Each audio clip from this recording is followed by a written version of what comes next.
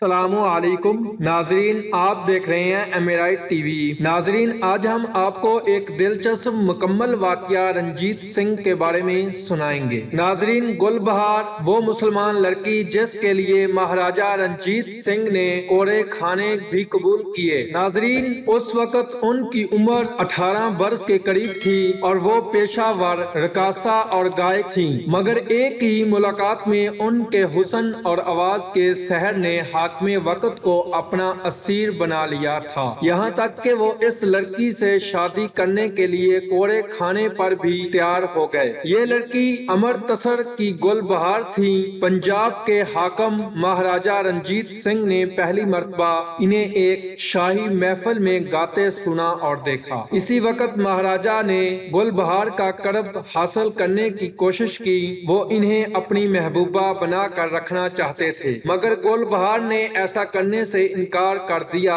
پنجاب کی تاریخ پر نظر رکھنے والے محقق اور مصنف اقبال قیصر کے مطابق رنجیت سنگھ ان پر اس قدر فریفتہ تھے کہ اپنا سب کچھ لٹانے کو تیار تھے۔ گل بہار ایک مسلم گھرانے سے تعلق رکھتی تھی، اس لیے انہوں نے رنجیت کو کہا کہ وہ محبوبہ بن کر نہیں رہ سکتی۔ اس وقت مہاراجہ کی عمر 50 برس سے زیادہ تھی اور یہ وہ دور تھا جب انگریز نے برصغیر میں قدم جمانے شروع کر دیے تھے۔ گل بہار نے پیشکش کی کہ اگر مہاراجہ چاہیں تو وہ ان سے شادی کرنے کو تیار ہیں۔ اقبال قیصر بتاتے ہیں کہ مہاراجہ رنجیت سنگھ اس قدر جذباتی ہوئے کہ انہوں نے یہ پیشکش قبول کر لی۔ پنجاب کے مہاراجہ نے گل بہار کے گھر والوں سے باقاعدہ طور پر ان کا ہاتھ مانگا۔ ایک روایت کے مطابق گل بہار نے شادی کی پیشکش کے ساتھ یہ شرط بھی رکھی، رنجیت سنگھ ان کے گھر والوں سے رشتہ مانگنے کے لیے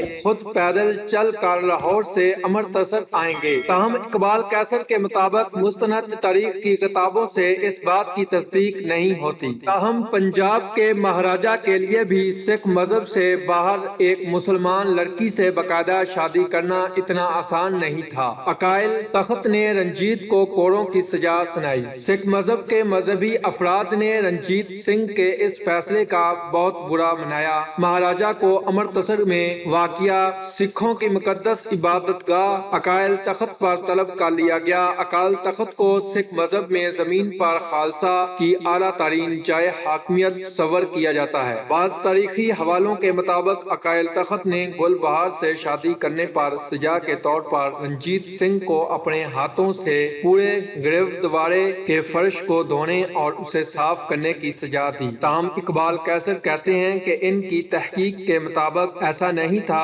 اکائل تخت نے رنجیت سنگھ کو کوڑے لگانے کی سزا دی۔ اپنے اس ملکہ کے لیے رنجیت سنگھ نے یہ بھی سزا قبول کی۔ کیا واقعی رنجیت سنگھ کو کوڑے لگائے گئے؟ اس وقت رنجیت سنگھ کی عمر 50 برس سے زیادہ تھی، لیکن مسئلہ یہ تھا کہ وہ مہاراجہ تھے جن کی سلطنت کی حدیں پنجاب سے باہر بھی چلی جاتی تھیں۔ اس قدر بااثر شخصیات کو کوڑے کون لگا سکتا ہے؟ دوسری طرف اکائل تخت کا حکم بھی تھا جو رد کرنا رنجیت سنگھ کے لیے بھی ممکن نہیں تھا۔ اقبال قیصر کے مطابق اس کا حل یہ نکالا گیا کہ ریشم کا کوڑا تیار کیا گیا اور اس کے ساتھ رنجیت سنگھ کو کوڑے لگائے گئے اور حد پوری کی گئی۔ وہ کہتے ہیں کہ اس طرح مہاراجہ نے کوڑے بھی کھا لیے اور گل بہار کو بھی نہیں چھوڑا۔ رنجیت سنگھ اور گل بہار کی اس شادی اور اس پر ہونے والے جشن کو کئی مورخین نے تفصیل کے ساتھ بیان کیا ہے۔ وہ لکھتے ہیں کہ جن بڑے بزرگوں نے اس شادی کو لاہور اور امرتسر میں دیکھا تھا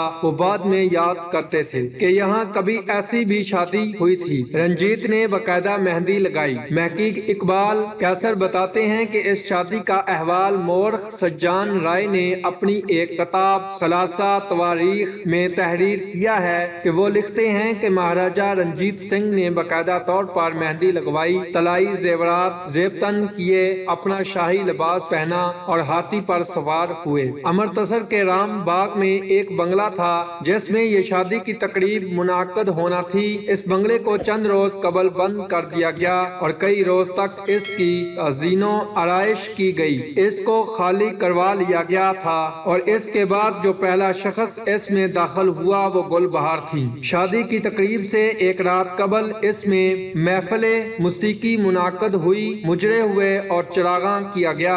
اس محفل میں گانے والوں کو انعام میں 7,000 روپے دیے گئے۔ یہ اس وقت ایک بہت بڑی رقم تھی۔ گل بہار کے گزرنے کے لیے راوی کے نالے پر پل تعمیر کیا گیا۔ شادی کی تقریب دھوم دھام سے ہوئی، جس کے بعد شاہی جوڑا امرتسر سے لاہور کے لیے روانہ ہوا، لیکن لاہور میں داخل ہونے سے قبل دریائے راوی کا ایک چھوٹا سا نالا ان کے راستے میں حائل ہو گیا۔ اگر کوئی اور ہوتا تو وہ پیدل چل کر اس کو عبور کر سکتا تھا، لیکن گل بہار اب لاہور کی ملکہ تھی۔ یہ کیسے ہو سکتا تھا کہ ملکہ پالکی سے اتر کر پیدل چل کر نالا عبور کرتی؟ گل بہار نے ایسا کرنے سے انکار کر دیا۔ اقبال قیصر کے مطابق کچھ لوگ کہتے ہیں کہ اس نالے کے اوپر ایک پل تعمیر کیا گیا جس پر چل کر ملکہ نے نالا عبور کیا۔ بعد میں یہ پل کنجری کے نام سے مشہور ہوا۔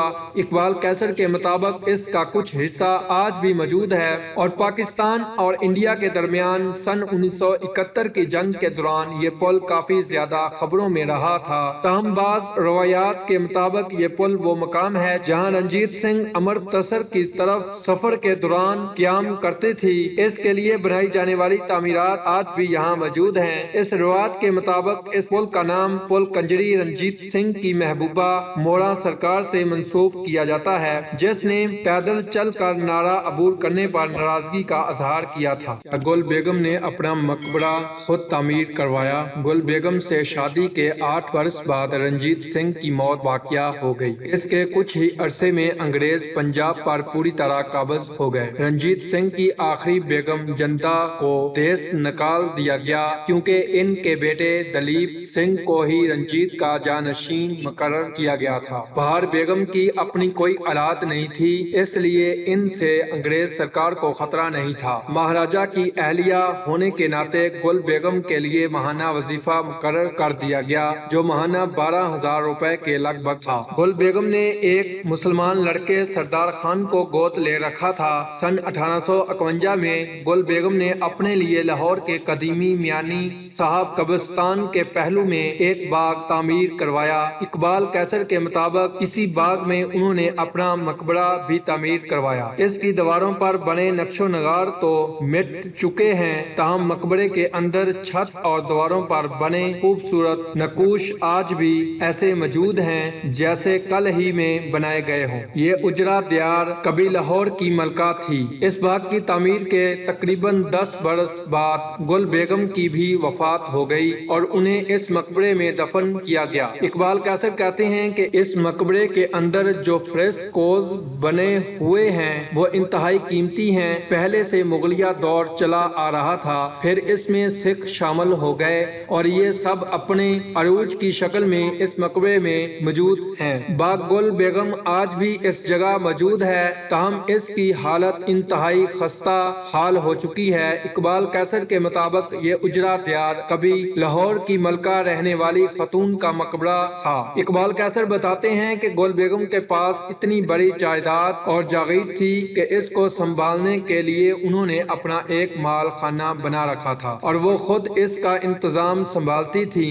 ان کی موت کے بعد یہ جائیداد ان کے لے پالک بیٹے سردار خان کو منتقل ہو گئی۔ جس جگہ آج یہ باغ موجود ہے اس کے ارد گرد سردار خان کا خاندان آج بھی آباد ہے۔ باغ گل بیگم بھی ان ہی کی ملکیت ہے اور اس کے علاقے کو محلہ گل بیگم کہا جاتا تھا۔ سردار خان کی قبر بھی اسی باغ کے وسط میں ایک احاطے کے اندر موجود ہے۔ اگر ویڈیو اچھی لگی ہے تو ہمارے چینل کو سبسکرائب کریں اور ویڈیو کو لائک کر دیں۔